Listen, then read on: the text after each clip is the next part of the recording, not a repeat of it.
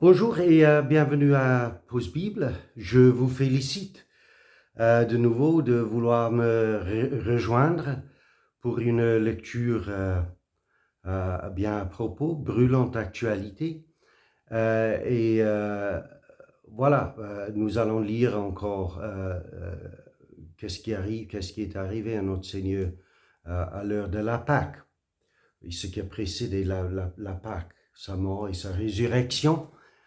Euh, je sais fort bien que nous courons à vitesse vers Noël, mais nous allons voir, je suppose, la liaison entre Noël et tout ce que Noël annonce au sujet de l'avènement de notre Seigneur et sa mission et notre réponse à cette action que Dieu a pris à notre égard, en fin de compte, parce que il n'est pas venu pour se faire plaisir.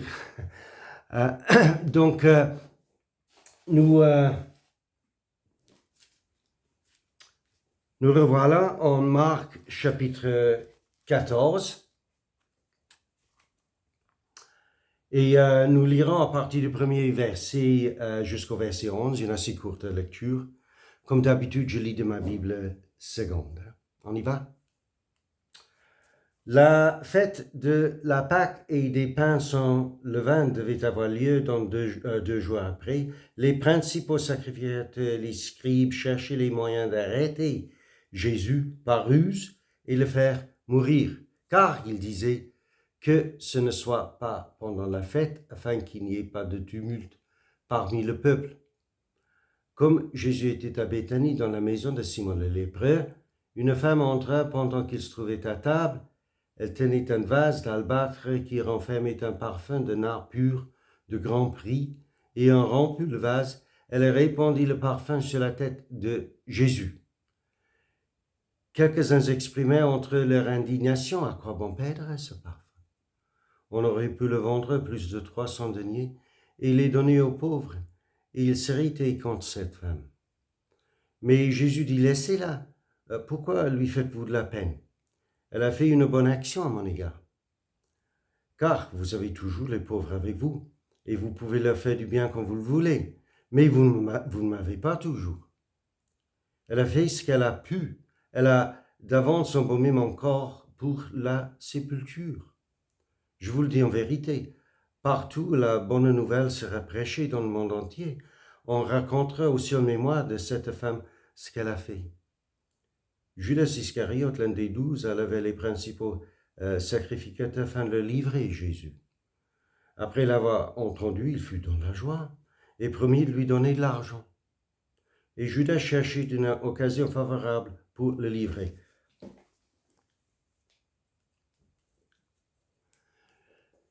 Je ne sais pas qu'est-ce que c'est que vous imaginez, mais lorsque nous lisons la Bible, quand nous lisons la Bible, ce n'est pas simplement des belles histoires qui n'ont aucun rapport avec ce que nous vivons de jour en jour. C'est les récits qui donnent le sens total à ce que nous vivons de jour en jour. Et c'est ce que nous voyons aujourd'hui dans notre lecture. Si j'allais résumer notre lecture aujourd'hui, que dirais-je que nous avons lu au sujet de quoi? Eh bien, je résume par une phrase: adoration ou trahison. Adoration ou trahison. Et ce ne sont pas deux choses dissociées. La femme était un adorateur, ou est un adorateur de notre Seigneur ici, or que Judas, c'était, de toute évidence, c'était un adorateur de notre Seigneur, mais maintenant c'est lui qui va le trahir. Et nous avons deux choses ici, je vous propose comme une clé à notre lecture là, que nous avons deux choses qui sont au bout opposé d'un registre qui court d'adoration d'un côté jusqu'à trahison à l'autre côté. Parce que nous parlons, lorsque nous parlons de l'adoration, ce n'est pas un passe-temps pour des chrétiens. C'est la clé à notre existence. Tout ce que nous adorons, tout ce que nous, pour nous, qu'est-ce qui a de valeur, qui a de valeur, qu'est-ce qui a de valeur, c'est ça ce qui donne tout le cadre et tout le sens, tout le goût, la saveur à notre existence. Ce n'est pas un surplus, c'est pas quelque chose, l'adoration, c'est pas quelque chose qu'on rajoute à notre vie. Si nous y réfléchissons bien, s'il n'y a pas un aspect d'adoration, c'est-à-dire de valeur, et que nous exprimons notre appréciation, notre adoration vis-à-vis de ce qui a de valeur pour nous dans notre vie, s'il n'y a pas ce sel-là, s'il n'y a pas cette saveur-là, il n'y a rien du tout. Et quand il n'y a rien du tout, lorsque nous arrivons à ce point de mépris, de dégoût, de négligence, de je ne sais quoi,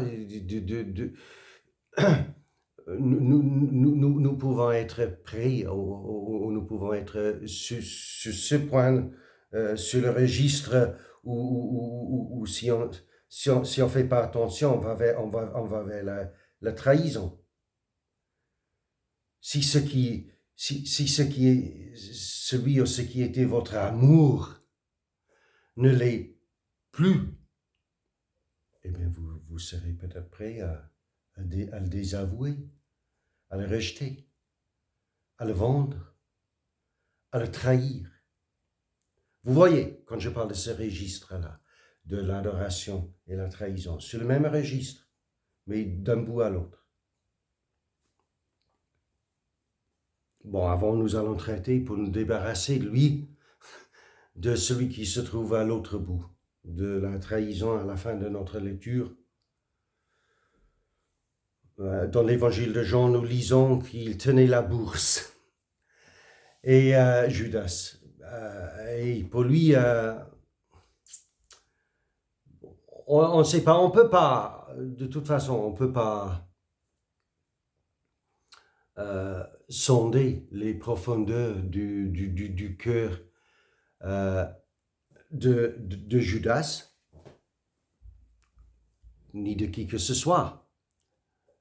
Mais je ne sais pas, c'était peut-être ce que Jésus lui-même a dit au sujet de l'action de la dame. Parce que celui pour qui la religion ou la morale, la spiritualité, enfin, la bonne morale, tout ce qui est éthique, si ça c'est une question de calculer, hein, qu'est-ce qu'on peut faire d'utile avec cet argent pour bénéficier un tel. Mais principalement moi-même, quand il s'agissait de Judas, comme de tant d'autres à travers l'histoire, parce que nous lisons encore dans l'évangile de Jean, je crois que c'était un voleur, Judas. Mais si, pas que pour lui, mais comme pour les autres qui ont assisté à ce spectacle, la morale, l'éthique, tout ce qui est bon, tout ce qui est la religion, tout ce qui est se comporter de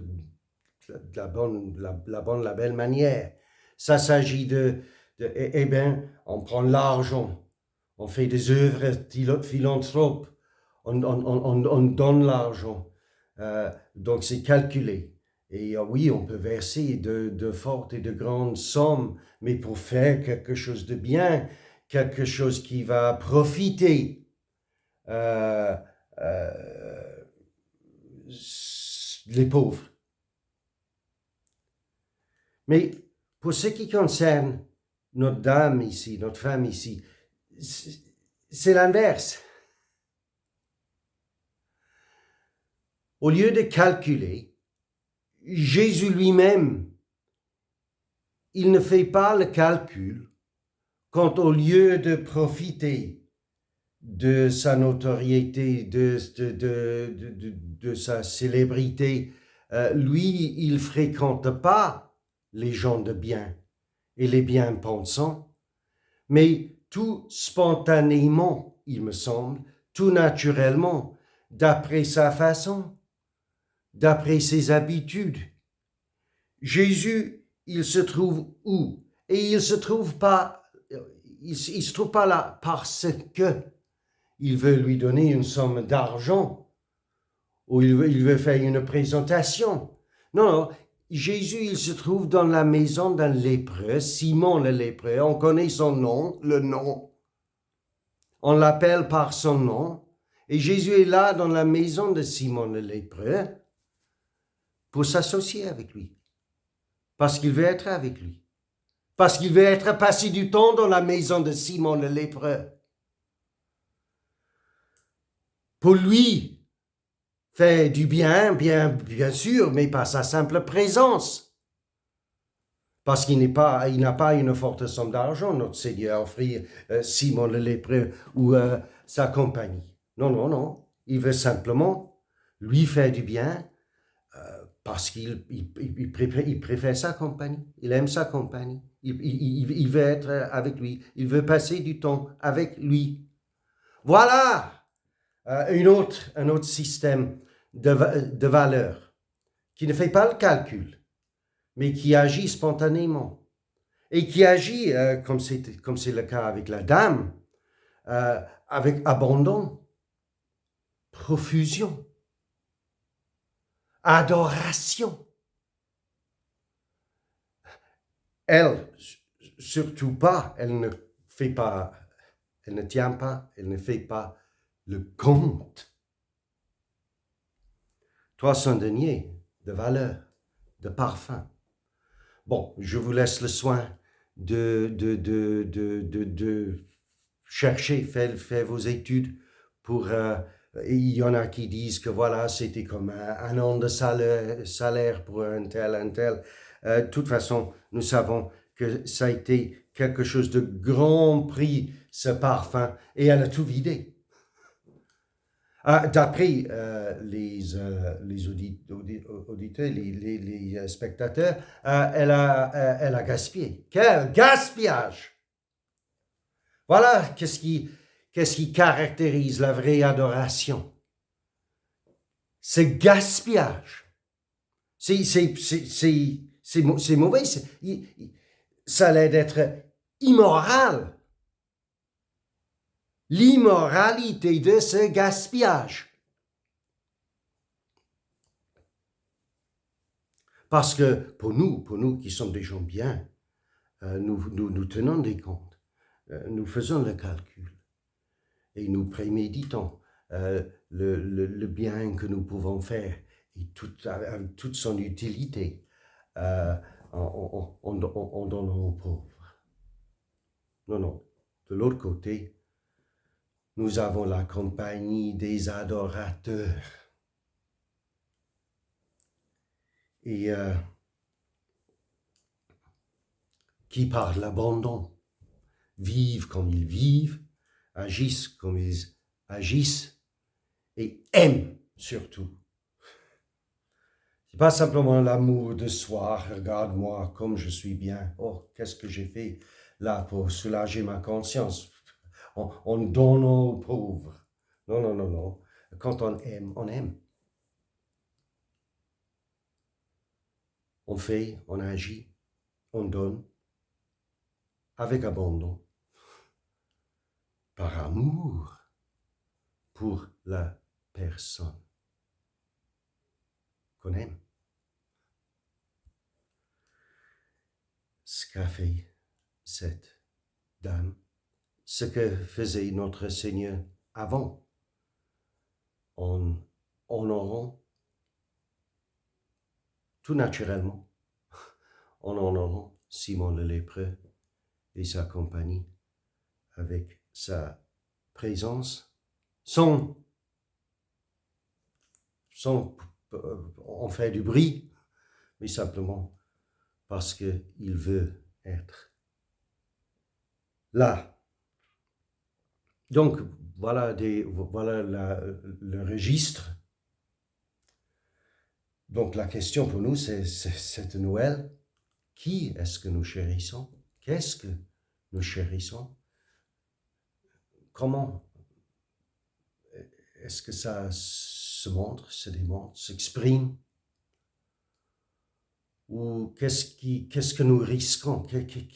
Qu'est-ce qu'on risque en abandonnant ce que nous chérissons dans l'autre sens pour courir vers la négligence, l'abandon dans le mauvais sens et la trahison de tout ce que et tous ceux que nous aimons et que nous chérissons.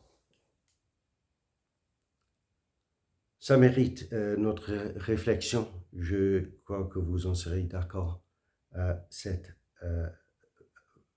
Nous approchons de cette période Noël. Je vous verrai avant Noël, me reverrai, mes salutations pour la saison et à bientôt et en tout cas avant Noël.